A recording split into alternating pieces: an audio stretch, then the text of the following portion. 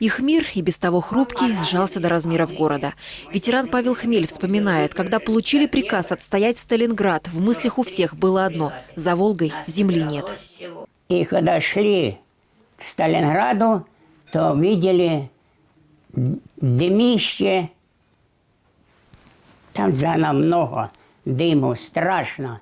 И оттуда встречались нам беженцы вот, по дороге.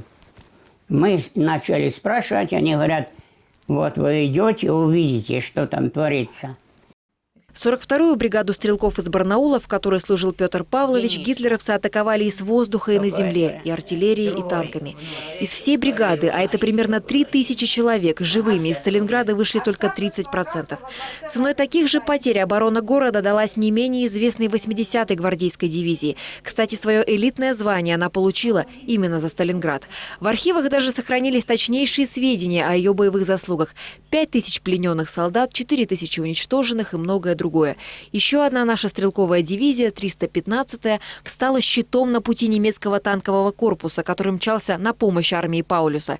Технику задержали, но 10 000 солдат потеряли навсегда.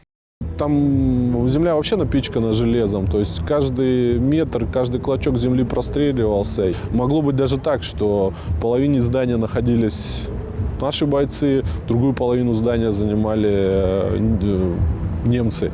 Не вошли в город, хотя и отметили его на карте своего боевого пути бойцы 73-й кавалерийской дивизии из Бийска, впоследствии 15-й. Наездники в принципе не предназначались для уличной войны, поэтому громили тылы противника вокруг Сталинграда. Город на Волге, где погибло немало солдат с Алтая, давно манит наших поисковиков. И очень бы хотелось поднять эти материалы по Сталинградской битве. Честно говоря, мы не занимались еще ни архивами, ни какими-то направлениями более серьезными, чтобы приблизиться к этим событиям.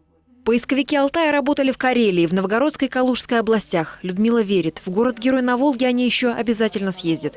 И, возможно, Петр Павлович еще проводит в последний путь тех, с кем не отдал врагу ни пяди Сталинградской земли. Екатерина Гаськова, Павел Лауренин. Наши новости.